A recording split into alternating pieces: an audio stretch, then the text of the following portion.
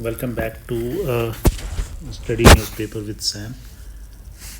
आज का जो हमारा इम्पोर्टेंट टॉपिक है वो related to Panchayati Raj and urban local bodies के जो लोकल इलेक्शंस है उसके ऊपर बेस्ड है, उसके ऊपर फोकस्ड है।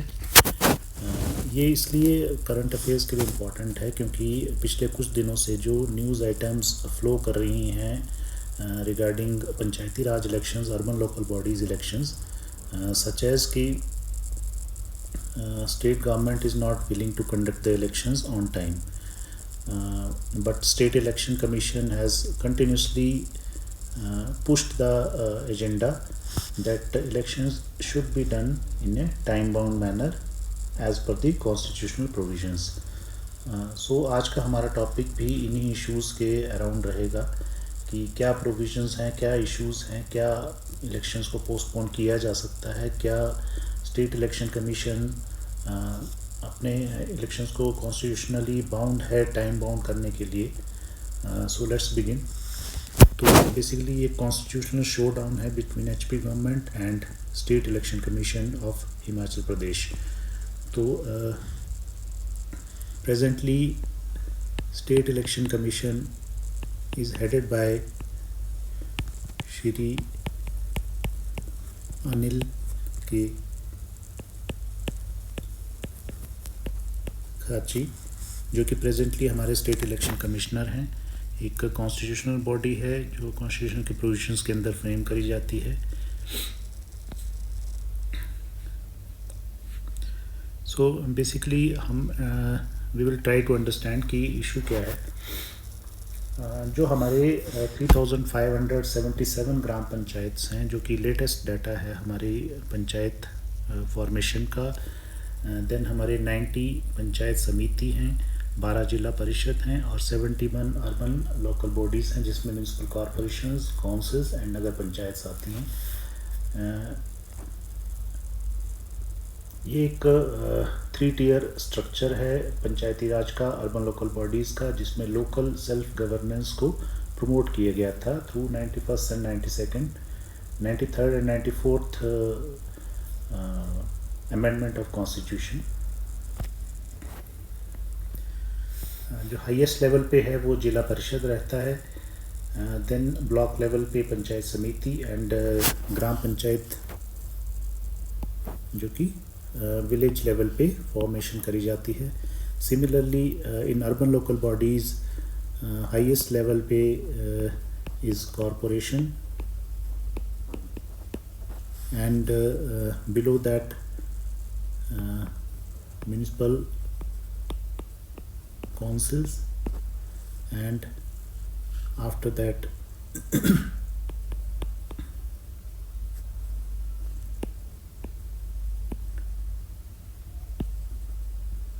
नगर पंचायत। तो रिसेंटली स्टेट गवर्नमेंट ने इसकी नोटिफिकेशंस इलेक्शन से जस्ट पहले, जो कि सुप्रीम कोर्ट द्वारा डायरेक्शंस हैं कि बिफोर 6 मंथ्स, जो कि टर्म ख़त्म होना है किसी भी अर्बन लोकल बॉडी का या पंचायती राज का, उसके 6 महीने पहले इलेक्शन प्रोसेस कमेंस हो जाना चाहिए। तो इसी को फॉलो करते हुए स्टेट इलेक्शन कमीशन ने डिलिमिटेशन के लिए स्टेट गवर्नमेंट को डायरेक्ट किया था। फॉर्मेशन ऑफ जो नई कॉरपोरेशन, काउंसिल्स, नगर पंचायत या नई पंचायतें बनाई जानी थी, उसके लिए डायरेक्शंस पास ऑन कर दी गई थी टाइमली। तो स्टेट गवर्नमेंट ने उसका प्रोसेस भी स्टार्ट किया। देन नई कॉरपोरेशंस भी बनी, जिसमें हमारे Una, Baddi and Hamirpur, I think ये 3 कॉरपोरेशन जो न्यूली फॉर्म्ड थी। देन कुछ काउंसिल्स बनाई गई, कुछ नगर पंचायतें बनाई गई और कुछ ग्राम पंचायतें तोड़ के उनका एरिया कम किया गया और नई ग्राम पंचायतें बनाई गई। तो इस प्रोसेस डिलिमिटेशन इसको कहा जाता है, इस प्रोसेस को। तो ये जो डिलिमिटेशन प्रोसेस है, उसके ख़त्म होने के बाद में वोटर लिस्ट्स का फॉर्मेशन किया जाना है। तो वोटर लिस्ट्स भी ऑलमोस्ट बना दी गई टाइम बाउंड तरीके से। डिप्टी कमिश्नर्स को ऑर्डर्स हुए, देन वोटर लिस्ट बनी एज़ पर दी प्रोविजंस। नए वोट्स बनाए गए, पुराने जो ओल्ड डेड या अदर शिफ्टेड बोर्ड से उनको डिलीट किया गया, वो प्रोसेस भी कंप्लीट हुआ। तो अराउंड 3548 ग्राम पंचायत में वोटर लिस्ट बन चुकी हैं। सिर्फ एक अर्बन लोकल बॉडी है जिसमें अभी बनना बाकी सभी वोटर लिस्ट तैयार हैं।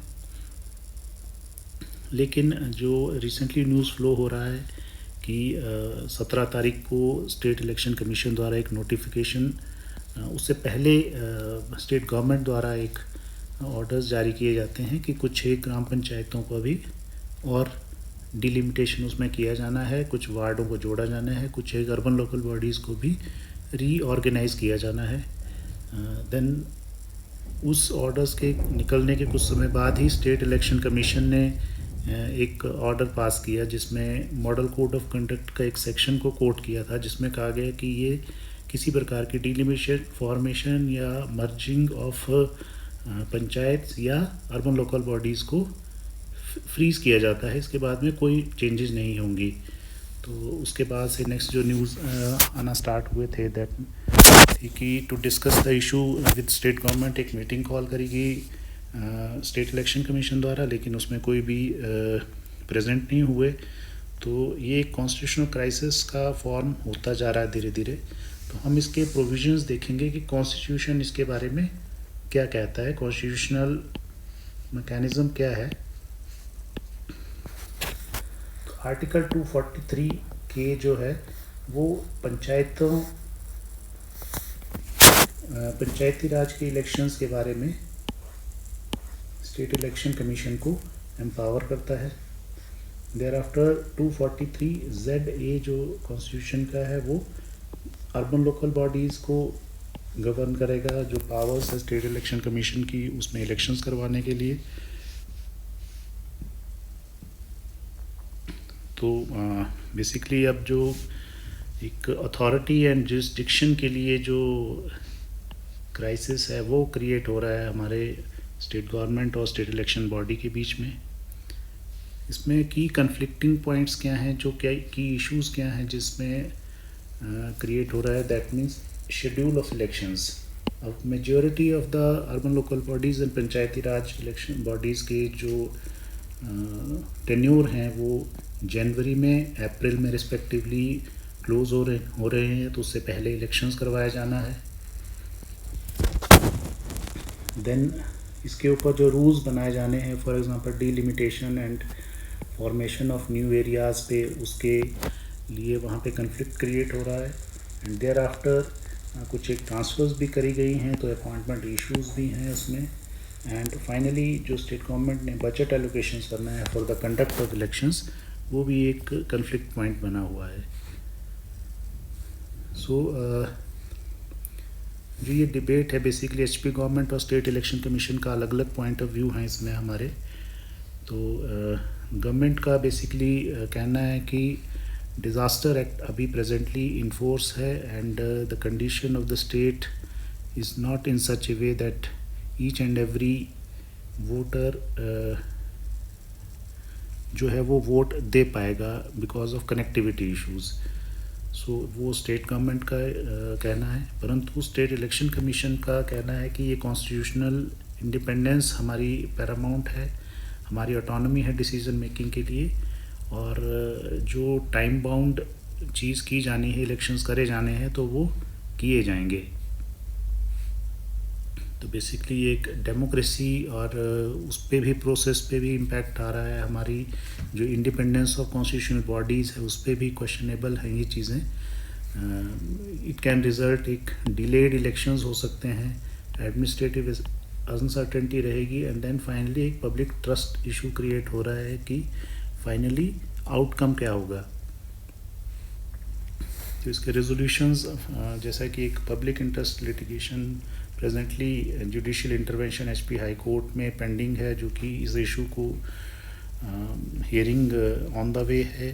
देन स्टेट गवर्नमेंट एक डायलॉग और कंसेंसस से स्टेट इलेक्शन कमीशन के साथ में मिल के नेगोशिएट किया जा सकता है इस चीज़ को।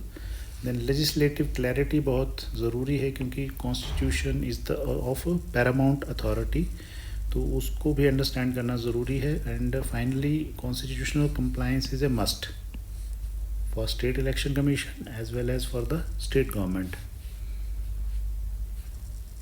तो बेसिकली ये एक इशू था जो कि एक एग्ज़ाम के पॉइंट ऑफ व्यू से था, जो कॉन्स्टिट्यूशनल प्रोविजंस हैं उनके पॉइंट ऑफ व्यू से था, जो हमारे नए फॉर्मेशन ऑफ ग्राम पंचायत हैं उनके पॉइंट ऑफ व्यू से है, जो ये कॉन्स्टिट्यूशनल प्रोविजंस हैं।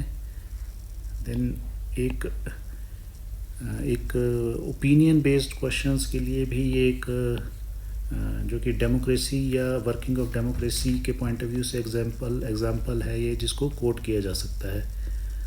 सो फाइनली हम इलेक्शन प्रोसेस को आगे भी फॉलो करते रहेंगे। So thank you for joining.